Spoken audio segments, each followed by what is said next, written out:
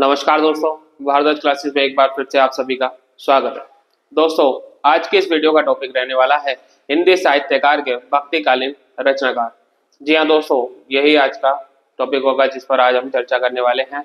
आइए चलते हैं अपने टॉपिक की ओर, जिसमें हमारे पहले कवि आते हैं कबीरदास जी। कबीरदास जी भक्तिकालीन के निर्गुण संप्रदाय के प्रवर्तक माने जाते हैं। इनका जन्म 1398 ईस्वी में वाराणसी के पास लहरता नामक स्थान पर हुआ था। वहीं इनके गुरु रामानंद थे। इनका जो पालन पोषण किया था नीमा व नीरू नामक दंपति ने किया था। कबीरदास जी की पत्नी का नाम लोई, वहीं इनके पुत्र का नाम कमाल था। हजारी प्रसाद द्विवेदी द्वारा कबीरदास जी को वाणी का डिक्टेटर कहा गया है। वाणी का डिक्टेटर हजारी प्रसाद द्विवेदी द्वारा इन्हें कहा गया था।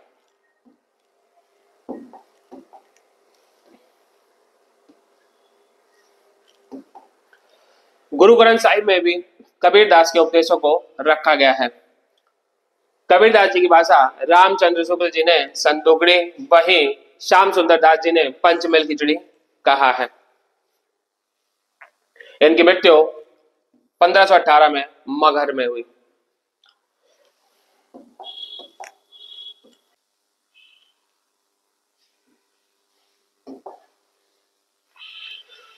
कबीरदास जी के कुछ कथन थे।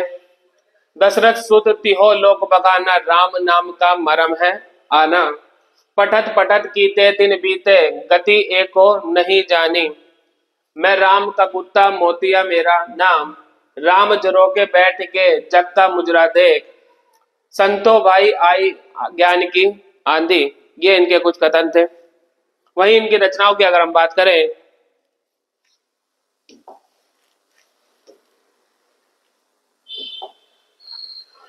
कबीरदास की जो भाषा रही अवधी, संदोगड़ी और पंचमेल थी। इनके शिष्यों ने इनकी वाणियों को जो रखा है बीजक नामक एक ग्रंथ में संग्रहण करके रखा है। बीजक जो ग्रंथ था वो 3 मुख्य भाग में विभाजित था, साकी, सबद और रमेनी। ये 3 मुख्य भाग में जो बीजक ग्रंथ था वो इन तीनों में ही संग्रह था।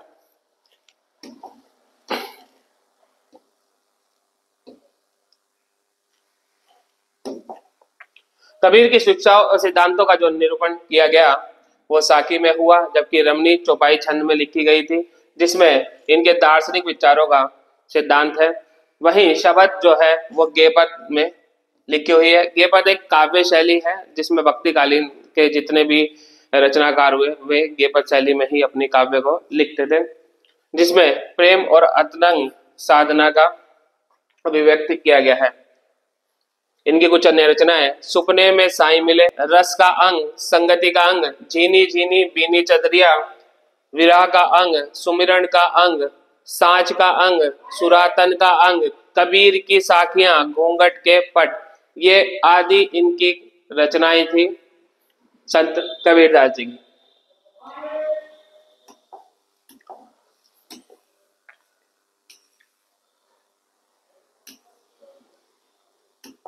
तो दूसरे जो भक्तिकालीन रचनाकार आते हैं हमारे, वो गोस्वामी तुलसीदास जी आते हैं, जिनका जन्म 1532 में उत्तर प्रदेश के बांदा जिले के राजपुरा गांव में हुआ था। कुछ विद्वानों का ऐसा मानना है कि इनका जो जन्म हुआ था वो एटा जिले में हुआ था। इनके पिता का नाम आत्माराम दुबे, वहीं माता जी का नाम तुलसी देवी था।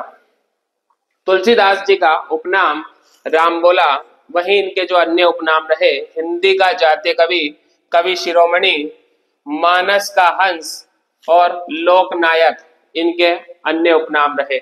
इनके गुरु नरहरि दास जी थे। इनकी मृत्यु 1623 ईस्वी में काशी में हुई। ये अकबर के समकालीन भी रहे। अकबर के समकालीन भी रहे। इनकी रचनाओं में 2 भाषाएं देखने को मिलती है, ब्रज भाषा और अवधी भाषा। ये 2 भाषाओं का प्रयोग करा इन्होंने अपनी रचनाओं में। तुलसीदास जी ने रामचरितमानस की रचना 1574 में की अवधी भाषा में, जिसका मुख्य छंद चौपाई था।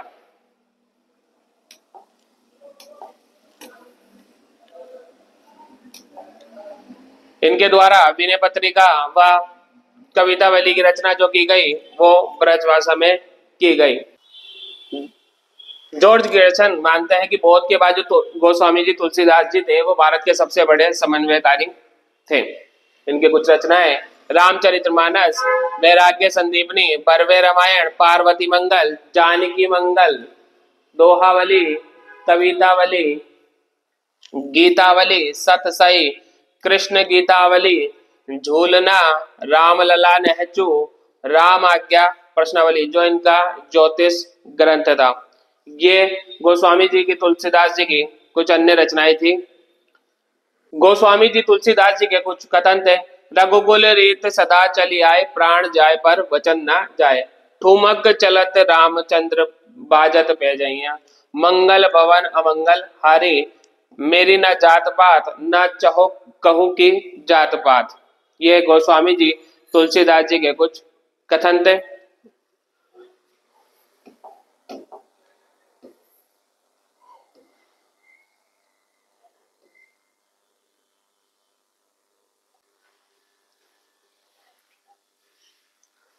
सूरदास जी, जिन्हें भगवान कृष्ण का उपासक माना जाता है, ऐसा कहा जाता है कि जन्म से ही अंधे थे और भगवान कृष्ण की बाल लीलाओं का वर्णन करते थे।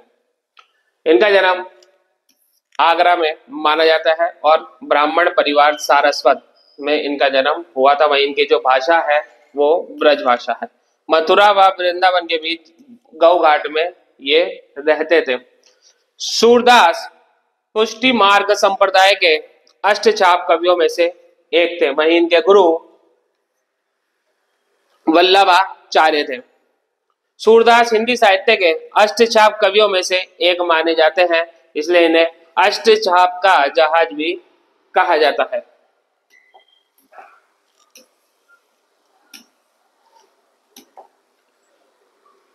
सूरदास वात्सल्य रस के सम्राट माने जाते हैं।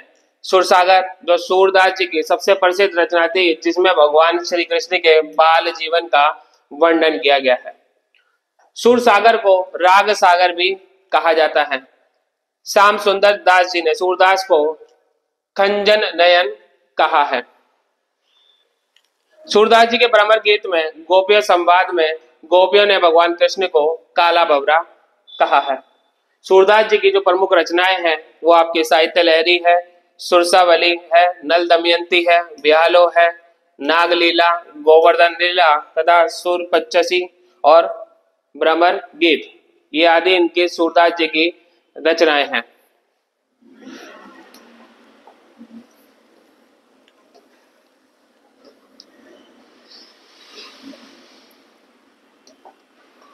सूरदास जी के कथन चरण कमल बंदो हरिराई, निस दिन बरसत नैन हमारे, मैया कब ही बढ़ेगी चोटी, मैया री मोही माखन भावे, मेरो मन अनंत कहाँ सुख पावे। ये कुछ कथन सूरदास जी के थे।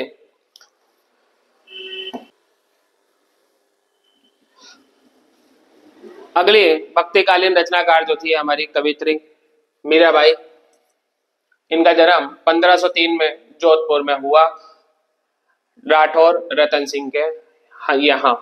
इनका विवाह मेवाड़ के सिसोदिया परिवार में हुआ था। इनके पति भोजराज जी जो उदयपुर के राजा महाराणा सांगा के पुत्र थे।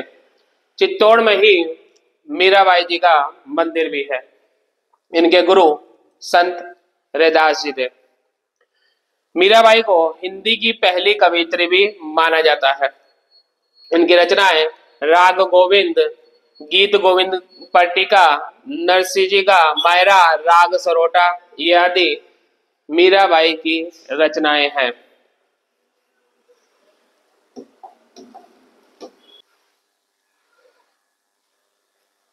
अगले भक्तिकालीन संत जो आते हैं वो आते हैं रसखान जी, जो कृष्ण भक्ति मार्ग के संत माने जाते हैं, जो एक मुस्लिम कवि थे।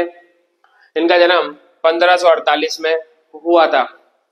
ये अकबर के समकालीन भी माने जाते हैं। वहीं इन्होंने जो शिक्षा ली थी गोस्वामी जी विठलनाथ जी से ली थी।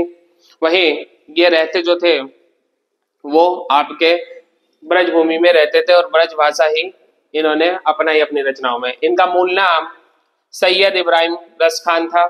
इनकी कुछ रचनाएं प्रेम वाटिका, दानलीला तथा अष्टयाम इनकी रचनाएं हैं।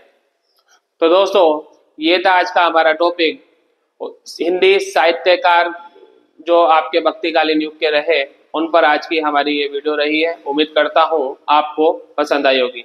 तो दोस्तों अगर ये वीडियो अच्छी लगी हो तो अपने दोस्तों में, फ्रेंड सर्कल में इसको शेयर करना मत भूलेगा और इस वीडियो को अपना प्यार देना मत भूलेगा। तो दोस्तों हमारे इस चैनल भारद्वाज क्लासेस हरिद्वार को सब्सक्राइब करना भी मत भूलेगा। तो मिलते हैं दोस्तों अपनी नेक्स्ट वीडियो में, तब तक के लिए जय श्री राम।